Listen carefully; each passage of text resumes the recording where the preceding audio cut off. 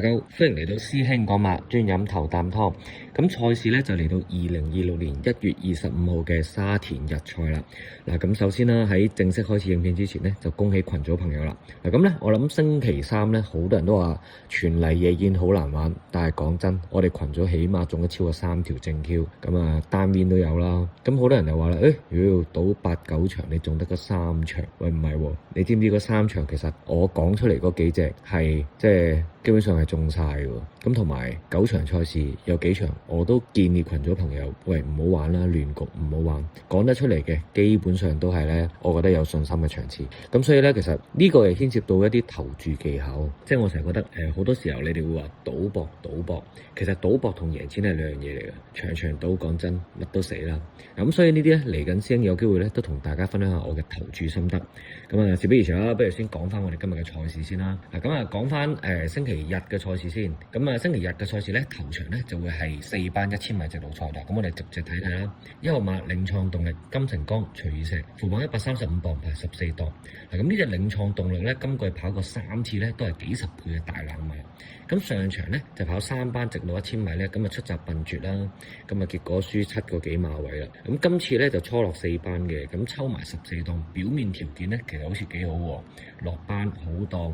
咁加埋馬房咧，咁啊士氣高昂啦。石哥最近咁裝備咧亦都有喐，即係搏下啲新鮮感啦。馬房又打晒黃牌。咁但係咧我自己揀馬度咧，咁我會睇好多嘢嘅。咁考慮近況輸咁遠咧，同埋睇翻啲操練咧冇乜大變動。咁我自己今場咧都係唔信嘅，等呢隻馬跑下先啦。2號馬飛來閃耀，潘頓何言，副榜135磅排6檔。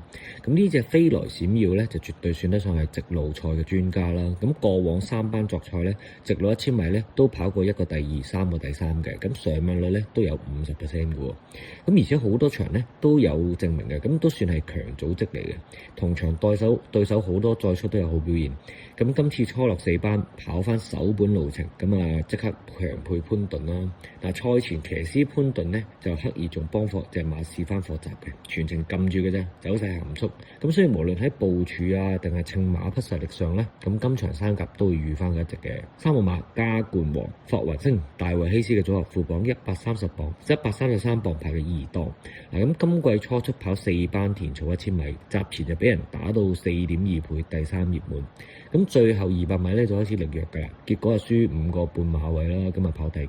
咁賽前咧就兩試大閘嘅，咁啊試前試後啦，第一課閘啊快跟第2，最近一課閘咧就慳位追上嚟，咁睇得出狀態係有啲服用嘅，咁表現都還可啦。咁不過咧，始終我覺得呢隻馬咧即係雙環馬，健康穩定有疑問，咁啊直路賽排2檔亦都唔係咁好跑啦，咁頂籠都係4連環4重彩配腳拖下嘅啫。4號馬宜昌光輝、蔡明少、黎超星，副榜133磅排7檔。咁上場咧就潘頓策騎成為5.4倍嘅次熱門啦，沿途居喺個領放馬外邊，咁啊最後200米咧開始墮退喎，結果大敗13個馬位。嗱，賽後送檢咧有冇明顯異常喎？咁賽前今次嘅騎師蔡明少一手摸住快跳啊，咁啊仲刻意試翻課習，咁試習就後上第2啦，咁啊姿態 OK 嘅。嗱，不過咧又係考慮到我成日講嗰啲啦，墮退馬咧我就一定有保留嘅，就算試習好咧我都係會有戒心。所以今次咧佢想搏縮情放到啊，咁我自己就都唔係太熟，咁啊有啲保留，呢隻我唔要啦。5號馬富心星、黃志宏、方家柏，副榜131磅排5檔。咁上仗咧就跑4班谷草1200米出閘快嘅，一路領放。咁你問我100次都咁講啦。其實如果你轉彎入直路嗰一刻咧，我覺得佢點都頂到第3嘅。咁點知咧去到最後100米話斷就斷。咁啊相隔10日啦，咁啊縮程嚟田草1000米。嗱，首先上場咧就擺明搏咗噶啦。咁啊狀態有疑問啦，體力有疑問啦。咁再者今場啲對手明顯同谷草嗰班對手又唔同喎，所以我自己今場都要唔到佢。6號馬辣得快，何澤堯、蘇偉賢嘅組合，副榜128磅排10檔。咁上仗初出跑田草1000米啦，沿途即係跟住領放馬，咁最後咧就對頭馬冇乜威脅，但係跑到個第2，即係喺嗰場嚟講表現都算唔錯嘅。咁賽後騎師何澤堯咧再親自試多課習啦，跟前入位跑姿淡定，但落鹽12月尾有12日咧就停咗大圈操練，唔知係咪健康有問題啦。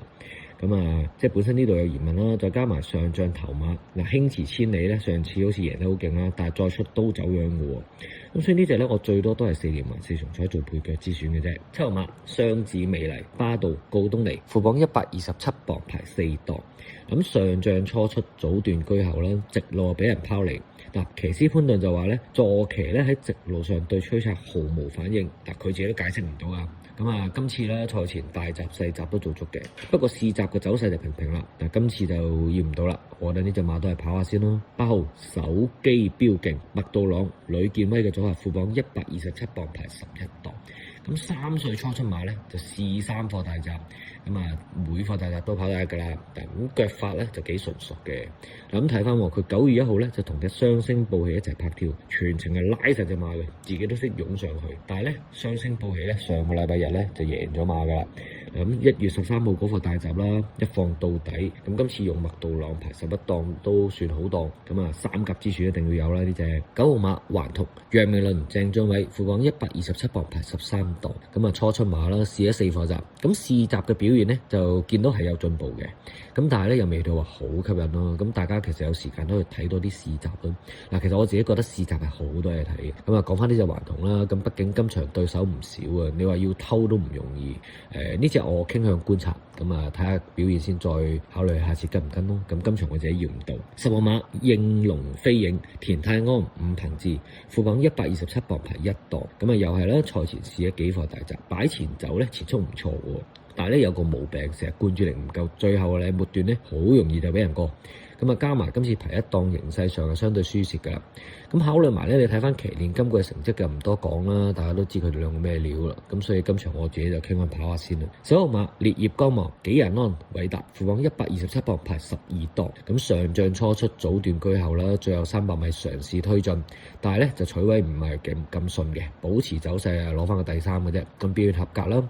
但係賽前咧亦都猜出而來嘅慢門拍跳，就專登散一散隻馬狀態啦。今次用到紀仁安啦，我想講下紀仁安呢個騎師，其實我覺得呢個騎師博馬真係唔錯嘅喎，你同佢最後鬥硬攻咧，佢好硬淨嘅喎。今次排12檔啦，我都覺得好跑嘅。3甲今場我預翻佢一隻嘅。12號馬怪獸波士梁家俊文家良，副榜127磅排8檔，又係初出馬啦。試閘咧，不過不失啦。不過最後最近嗰課閘咧，佢末段都係會有力弱嘅情況嘅。咁單睇試閘表現咧，我又唔覺得佢威脅到同場呢幾隻實力對手啦。呢隻我傾向都係跑下先。13號馬牛精豪情艾少禮貴福特，副榜123磅排3檔。今季轉倉初出啦，但係咧呢個馬房係認真犀利啦。不停爆雲樽，不停轉倉初出就爆噶啦。但係咧我自己睇呢隻馬咧，上季係真係毫無表現喎。唔通即係轉咗倉之後就即刻變身？你睇翻轉倉之後咧，試閘啲表現，我覺得只係恰可嘅啫。同埋呢隻馬本身有雙環底啊，真係咁神奇即刻搞掂，我又覺得係有啲難度嘅。我傾向都係觀察一場，睇下佢跑成點，再決定以後跟唔跟進咯。今仗我自己都係遇唔到。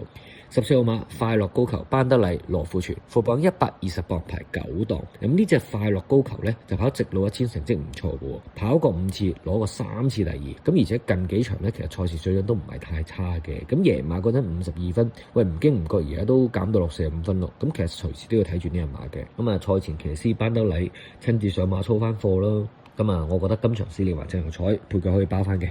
所以今場咧，先嘅選擇就係2號飛來閃耀，8號手機標勁，11號烈焰光芒。最後啦，大家記得 subscribe 師兄點馬，就係師兄講馬呢個頻道啦，點讚、訂閱、留言，即係分享我哋呢條影片出去啦。你哋嘅支持咧就係師兄講馬最大嘅動力啦。同埋咧記得掃螢幕上面嘅 QR code 啦，可以加入我哋免費群組一齊玩。除咗馬料啦，有時師兄不定時就會有啲波嘅 tips，會喺群組度同大家分享啦。祝大家贏多啲啦！